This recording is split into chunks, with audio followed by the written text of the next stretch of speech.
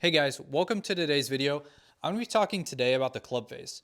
I know everyone tells me they hate hitting it right or left. So today I'm going to kind of define that as to what the club face is doing. The club face is going to account for almost all of the start direction and about 80% of where the ball actually ends up going.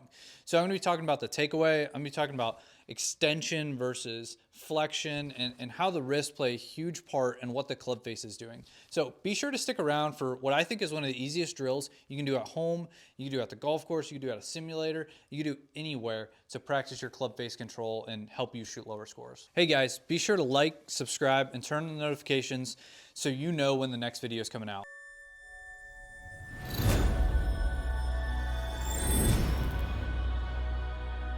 All right, so let's talk about the club face, whether it being open or closed. So the part I'm really going to hit on to start this video is going to be people who tend to have the ball go to the right on them. They lose it right a lot. We're going to talk about how you can potentially correct that by correcting the face. We're not going to be talking today so much about grip. We're going to be talking more about club face positions at certain parts of the swing and how that can affect the face at impact. So what I'm going to do today is kind of give you some good references to go off of.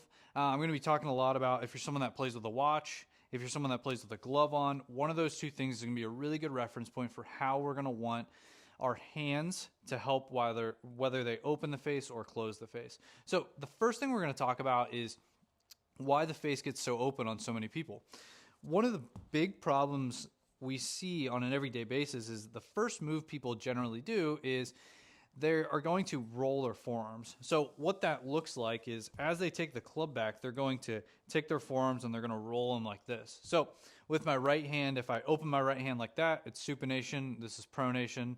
With my left hand, supination, pronation. So someone that rolls in the takeaway, specifically a right-hander, their trail hand is going to supinate and their lead hand is going to pronate. So it's going to look like this. So they're going to roll the forearms back.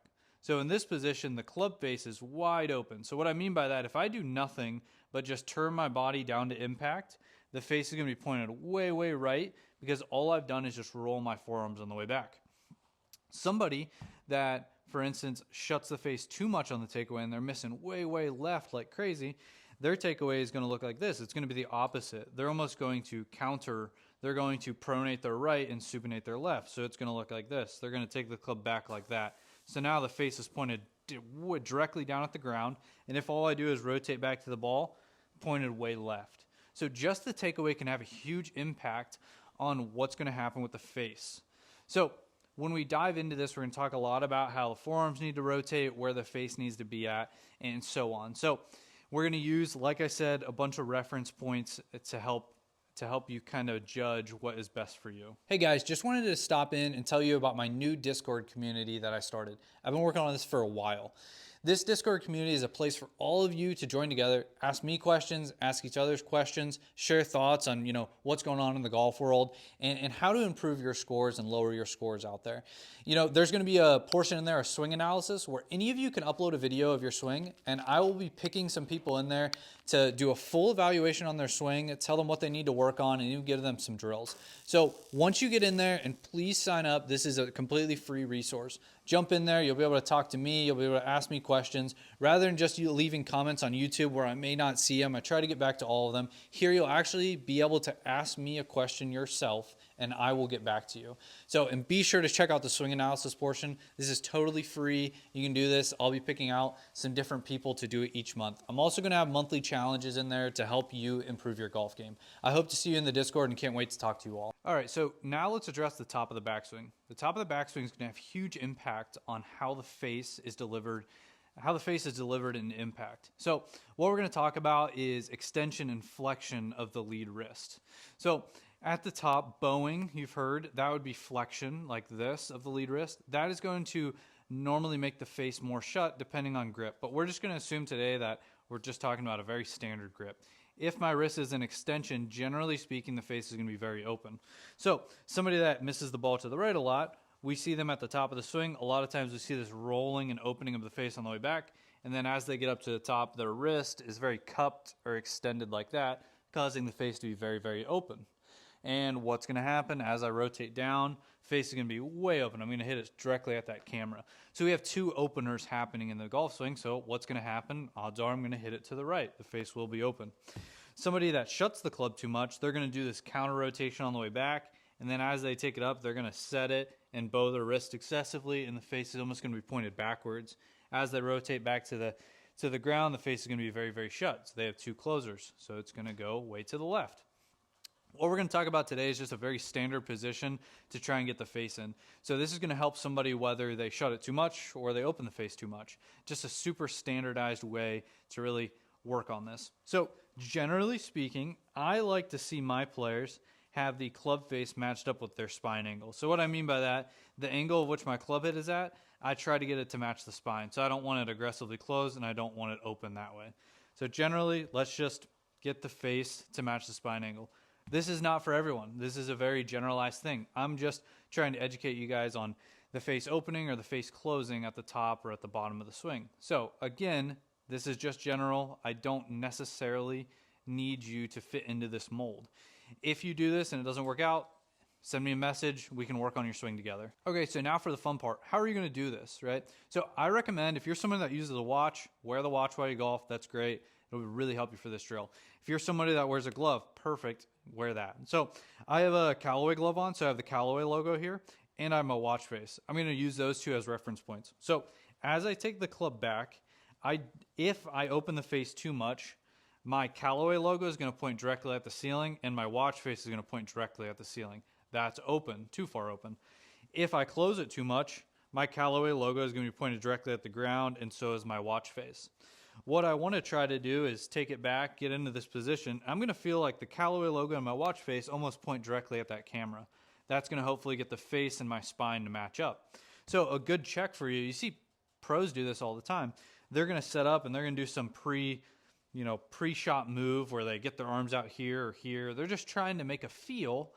So it's feel versus real. They're trying to make a feel and then convert that into a real feeling. So if you're someone that struggles with club face a lot, you want to do this as your pre-shot. So maybe you take your practice swings, but once you get up to the shot, maybe what I'd like to see is you take the club back to about hip high in the takeaway.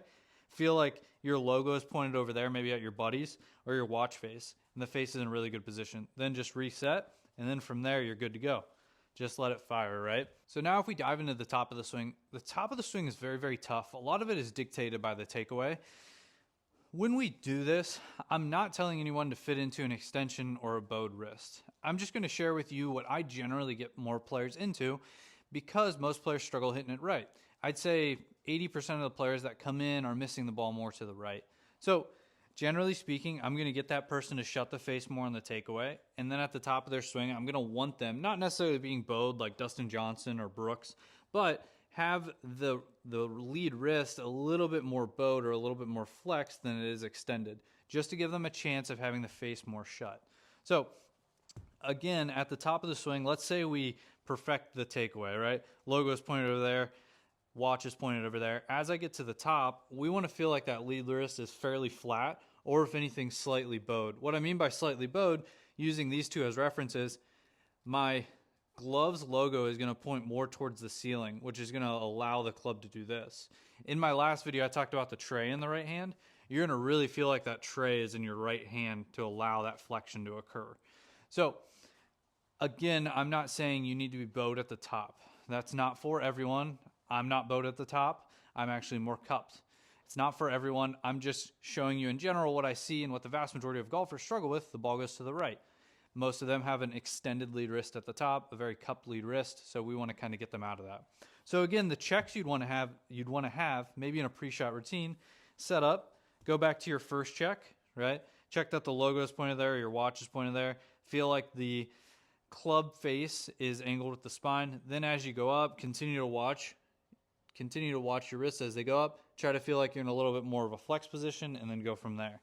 Now, if you're someone that struggles with missing it left, you just got to do essentially the opposite of this. Maybe feel like your takeaway, it's a little bit more toe up like that. So your forearms are going to supinate a little, rotate a little bit more in the backswing. And then as you go up to the top, I don't want you to feel cupped, but maybe you want to err on the side of being more extended than flat, or extended than bowed. So those are just some simple ways you can affect where the face is pointed. I've heard different numbers all over the place, but let's just say the club face dictates about 80 to 90% of where the ball actually goes. It's at least going to dictate all of the starting direction for the most part, depending if it's a centered strike. So if we get the face in a really good spot, we should be able to shoot a lot lower scores. So be sure to watch this video maybe once or twice just to feel, what's best for you. Should you be a little bit more shut in the takeaway? Should you be a little bit more open? It all depends on you.